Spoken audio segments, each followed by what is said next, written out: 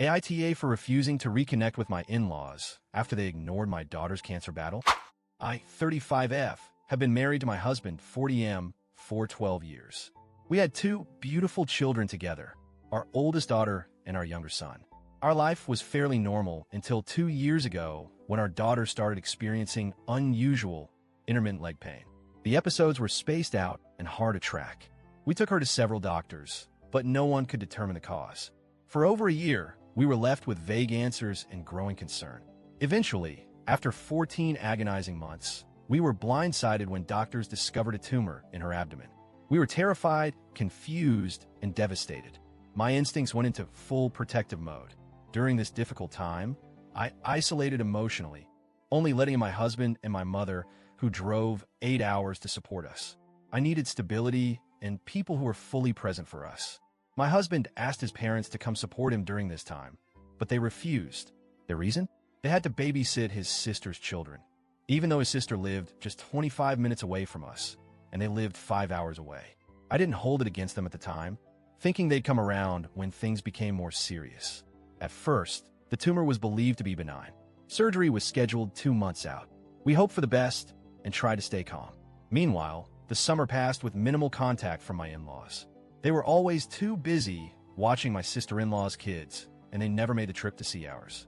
When the surgery finally happened, my mother returned once again. The surgeons removed what they could, only 60% of the tumor, and informed us that it looked malignant. Days later, our worst fears were confirmed. It was cancer. Our daughter began an intense, aggressive treatment plan that included 5 rounds of chemo, 2 stem cell rescues, and 6 cycles of immunotherapy. We implemented strict safety protocols to protect her. She had a central line, meaning any infection could be deadly. We asked my in-laws to follow precautions like wearing a mask if they visited. My Miles said she couldn't handle wearing a mask for 8 hours, so she didn't come. We even tried to compromise, let them visit only our kids and skip seeing their other grandkids during that time to avoid virus exposure. They declined. We offered for them to split their visit, first part with our daughter, second with SGL's kids, but they again refused. They chose not to come at all. Throughout this, my daughter constantly cried about missing her grandparents. When the stem cell rescues began, our daughter had zero immune defense. Her immune system was completely wiped, and we were told to isolate her strictly. Only my mother and I were allowed to provide care during this time, and I was okay with that. My daughter needed to survive, and I wasn't taking any chances. After those treatments, our daughter was finally well enough to interact again, albeit carefully. I let my hopes rise, thinking surely her grandparents would visit now. But nothing. No visit. Not even a serious offer. Their absence was loud. They missed birthdays, milestones, and random Tuesdays when our daughter just wanted to see her grandma. Every time she asked, I had to tell her not today or they're busy. And every time, her little heart broke a bit more. It didn't help that she saw other kids with grandparents who came around. I started to realize this wasn't just a scheduling issue. It was a choice. They had the ability, the car, the time, and the knowledge that their granddaughter might not survive, and still they stayed away. The reason? It's not fair to the other grandkids. That's what they told my husband when he pleaded with them. They couldn't prioritize the dying child because the healthy ones might feel left out.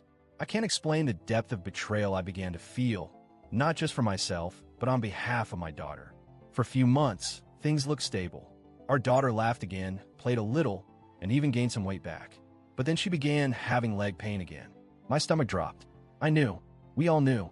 Tests confirmed that the cancer had returned, and this time, it was everywhere. She was riddled with pain and declining fast. She asked again for grandma, over and over. I told my husband, and he called his parents. They only came once, and only because my sister-in-law said she wanted to see her daughter too.